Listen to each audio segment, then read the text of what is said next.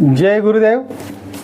गुरु ब्रह्मा गुरु विष्णु गुरु देवो महेश्वर गुरु साक्षात परब्रह्म तस्मै श्री गुरुवे नमः। ओम बालार्क मंडला भाषाम चतुर्बाहुम तिलोचनाम पाशांकुशवरा भीतिर्धारयन्तीम शिवाम भजे। या देवी सर्वभूतेषु मातृरूपेण संस्थिता शक्ति रूपेण संस्थिता नमस्तस्यै नमस्तस्यै नमस्तस्यै नमो नमः। प्रिय दोस्तों नमस्कार। सिद्ध साधनाएं चैनल पर मैं आप सबका हार्दिक स्वागत करता हूं, अभिनंदन करता हूं।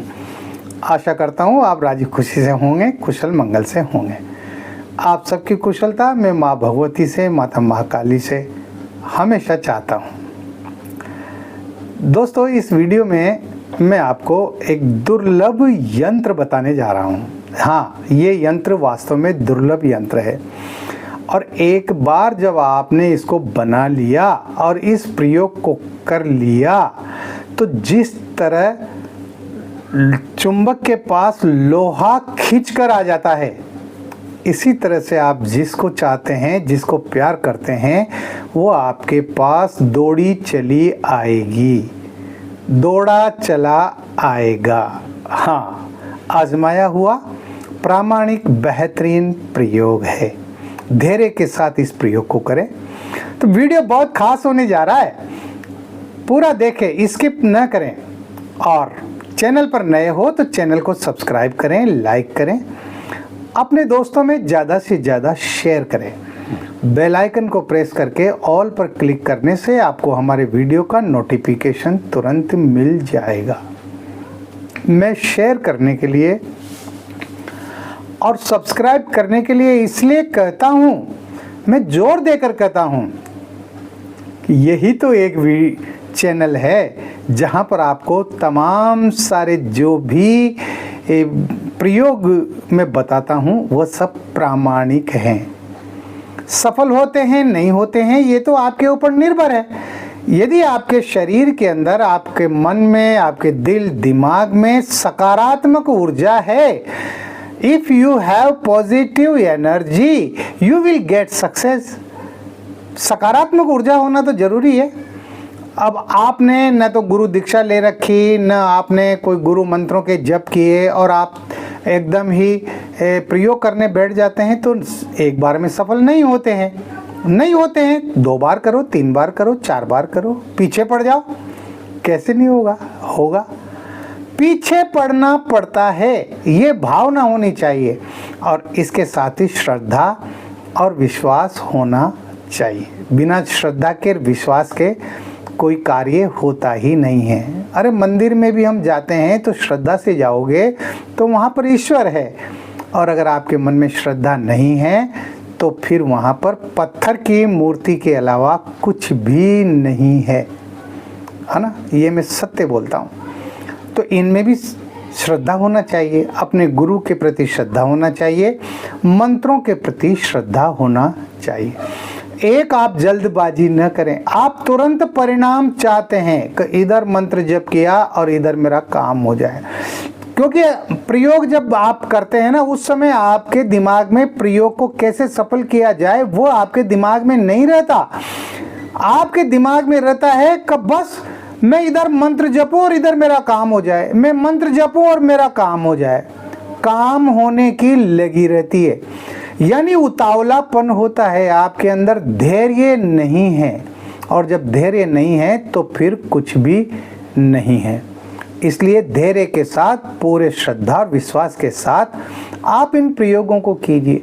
अरे सैकड़ों हजारों लोग सफल हो रहे हैं भाई, तो आप भी सफल होंगे, क्यों नहीं होंगे, है ना। तो अपनी इच्छा शक्ति को, अपनी विल पावर को इतना मजबूत तो बना करके रखिए ना आप। हाँ, आप अपने पूर्व जन्म के पापकृत दोषों को तो खत्म कीजिए। इस जन्म के जाने अनजाने के जो पापकृत दोष हैं उनको तो खत्म कीजिए। हाँ, जब आपकी नकारात्मक ऊर्जा आपके शरीर से पूरी बाहर निकल जाएगी और सकारात्मक ऊर्जा आपके अंदर भर जाएगी तो फिर तो ऐसी कोई साधना या ऐसा कोई मंत्र नहीं है जो सिद्ध ना हो, है ना। शुरू में आज से 50 साल पहले जब मैंने इस क्षेत्र में कदम रखा तो मेरे साथ भी होता था। मंत्र सिद्ध नहीं होते थे, साधनाएं भी सिद्ध नहीं होती थी, लेकिन मैंने पीछा नहीं छोड़ा। मैं लगातार पीछे पढ़ता गया और उसके बाद में मैंने गुरु मंत्र का लगातार जप किया। जितना ज़्यादा गुरु मंत्र का जप करोगे उतनी ही सफलता प्राप्त होगी। इस बात को गांठ बांध कर रख लो। बहुत सारे लोग तो दीक्षा तो ले लेते हैं, लेकिन उसके बाद फिर जो है नियमित गुरु मंत्र का जप ही नहीं करते, चेतना मंत्र की माला नहीं करते, गायत्री मंत्र का जप नहीं करते।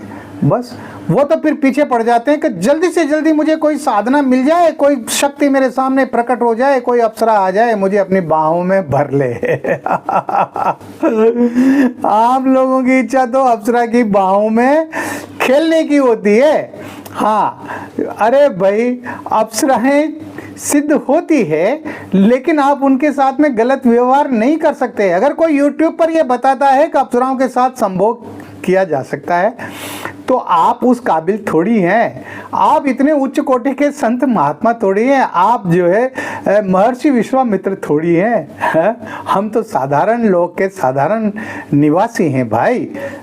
तो हमें हमारे शरीर को ऐसा बनाना पड़ेगा, पहले हमारे दिल दिमाग को हमें पहले मंत्रों के द्वारा हमें ऊर्जा युक्त बनाना पड़ेगा, तब जा कर के होती है ना। तो आजकल तो लोगों की जो मानसिकता है वो बस प्रेमिका मिल जाए, कोई खूबसूरत लड़की है वो मेरी प्रेमिका बन जाए, वो मुझे खूब प्यार करे, और जब उससे मन भर जाए तो उसके बाद उसको छोड़ करके फिर दूसरी के पीछे लग जाओ, है ना।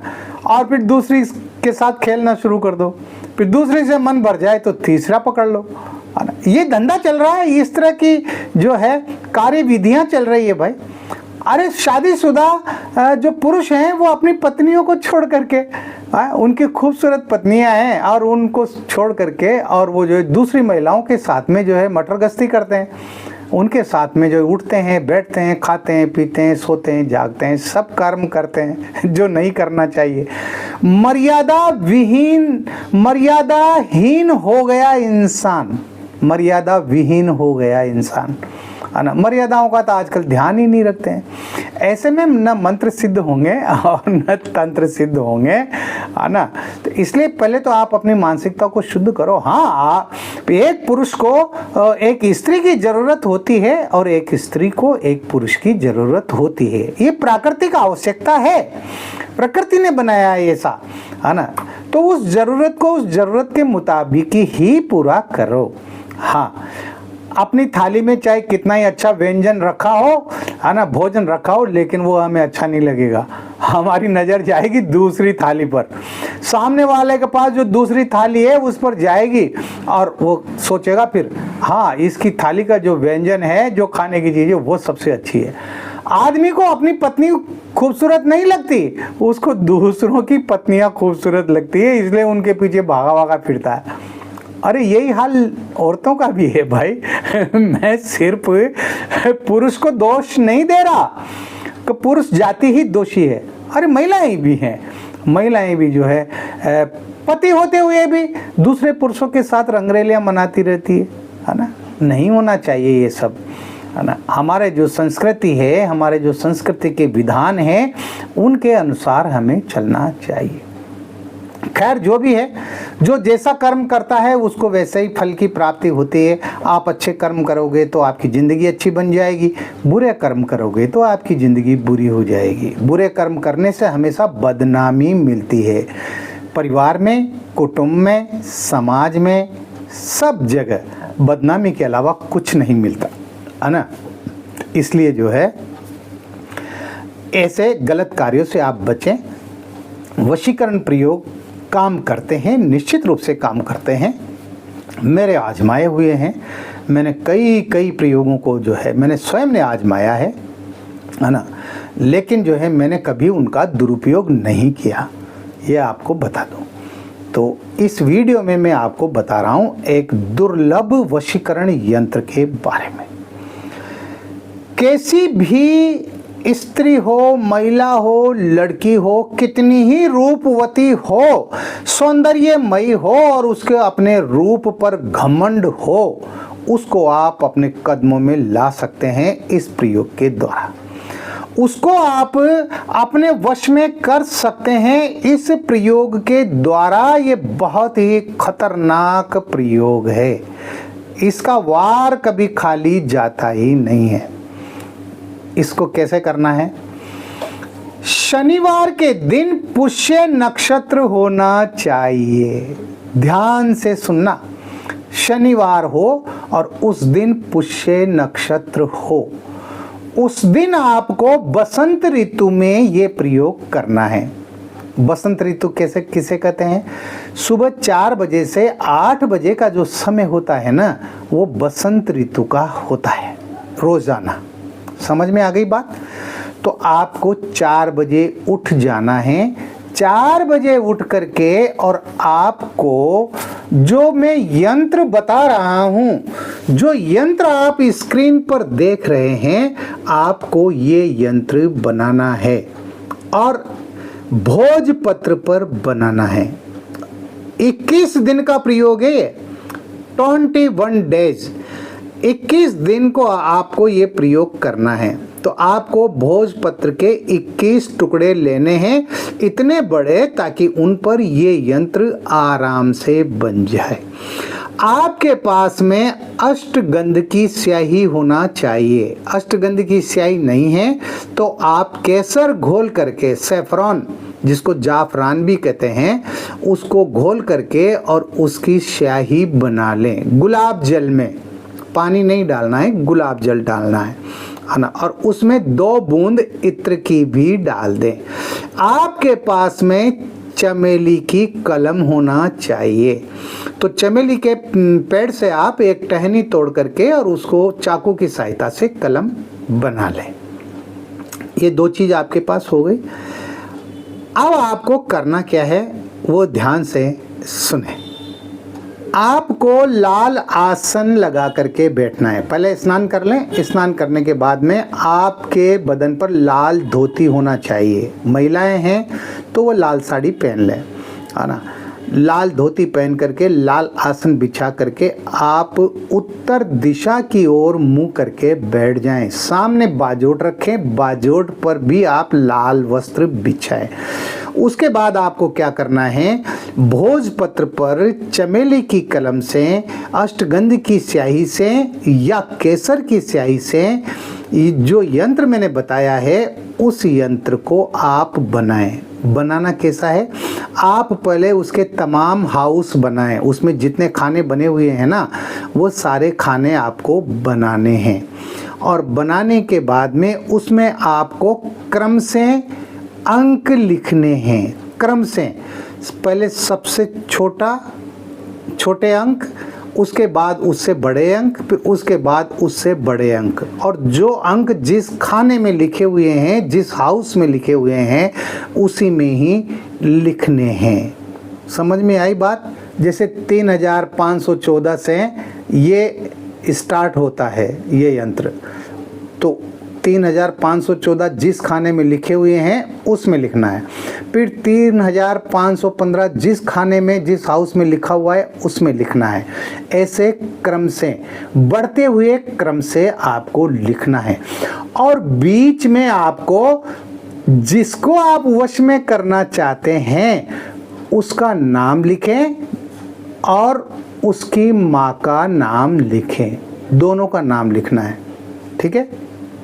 जब ये यंत्र बन जाए उसके बाद आपको इसकी बत्ती बना लेना है। बत्ती बना करके और इसके ऊपर आप रुई लपेट दें, यानी रुई में इसकी बत्ती बना लें। और एक मिट्टी का सकोरा लें, थोड़ा बड़ा होना चाहिए मिट्टी का पात्र। मिट्टी का दिया जो आता है ना, दीपक, वो थोड़ा बड़ी साइज का होना चाहिए। और उसमें इस बत्ती को डाल करके उसमें चमेली का तेल भर दें, ठीक है। चमेली का तेल भरने के बाद में उस बत्ती का मुंह आपको उस दिशा में रखना है जिस दिशा में आपकी प्रेमिका है, यानी वो महिला है, औरत है, लड़की है, जो भी है, वो आप बैठे हैं तो वो किस दिशा में है, उस दिशा की तरफ उस बत्ती का मुंह होना चाहिए। उस बत्ती को जला दें और जलाने के बाद प्राण प्रतिष्ठित वशीकरण माला, जो वशीकरण बीज मंत्रों से संपुटित और प्राण प्रतिष्ठित होनी चाहिए, उस माला से आपको जो मंत्र मैं बता रहा हूं, इस मंत्र की 11 माला मंत्र जप करना है। 11 माला मंत्र इस प्रकार है, ओम शम अमुक मम वश्यम फट। ओम शम अमुक मम वश्यम फट। छोटा सा मंत्र है।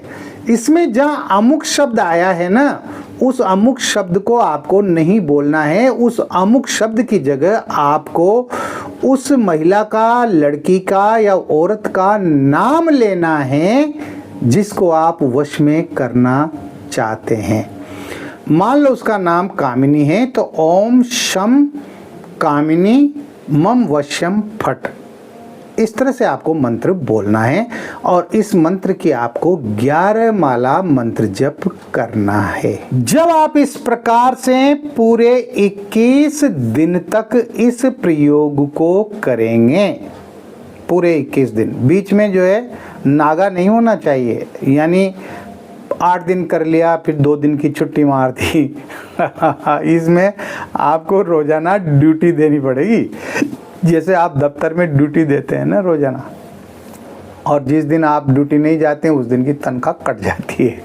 तो यहाँ पर तनख्वाह तो नहीं कटेगी, लेकिन यहाँ पर आपका जो मंत्र जिसको आप सिद्ध करना चाह रहे हैं, जिस प्रयोग को आप सिद्ध करना चाह रहे हैं, वो सिद्ध नहीं होगा।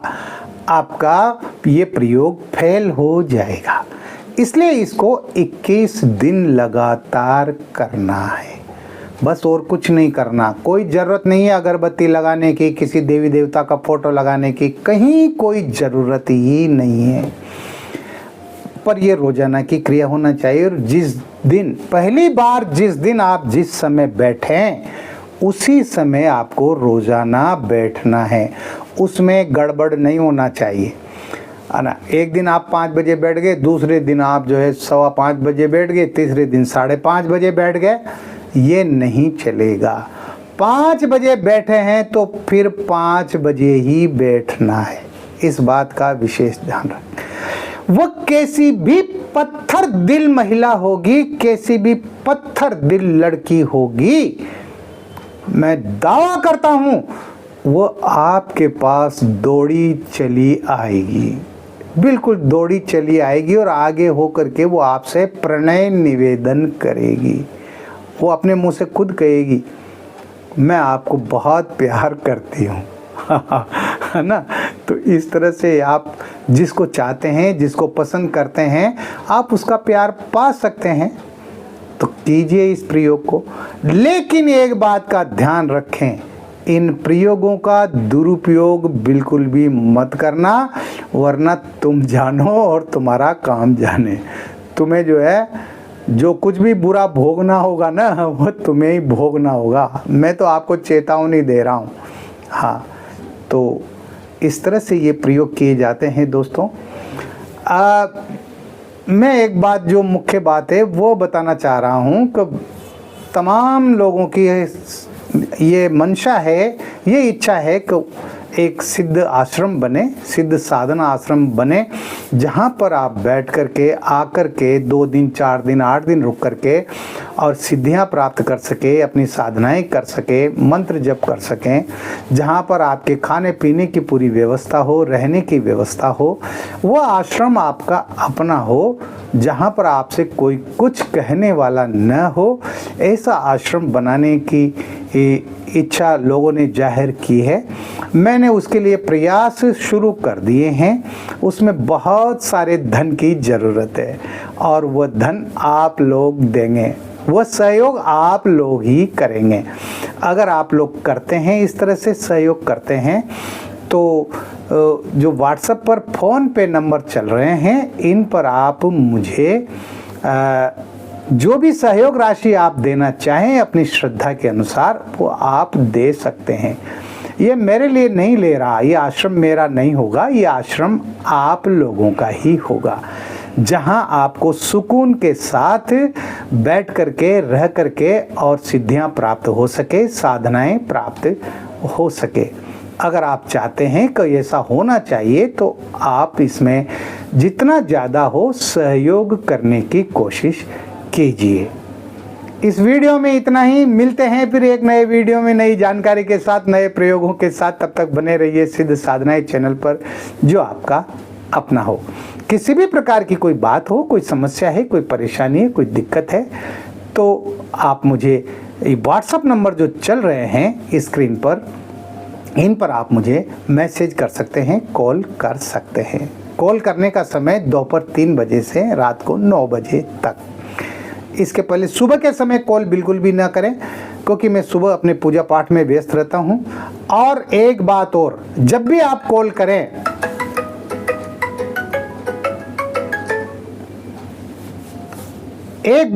जब भी आप कॉल करें तो डायरेक्ट कॉल करें। व्हाट्सएप पर कॉल बिल्कुल भी ना करें, ये मैं सख्त चेतावनी दे रहा हूं।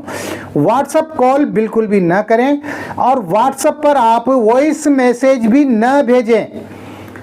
व्हाट्सएप पर वॉइस मैसेज भी अलाउ नहीं है। आप लिख करके और बताएं व्हाट्सएप पर आपकी क्या समस्या है, आप क्या चाहते हैं। इस वीडियो में इतना ही। आप खुश रहें, प्रसन्न रहें, हंसते रहें, मुस्कुराते रहें। जय गुरुदेव।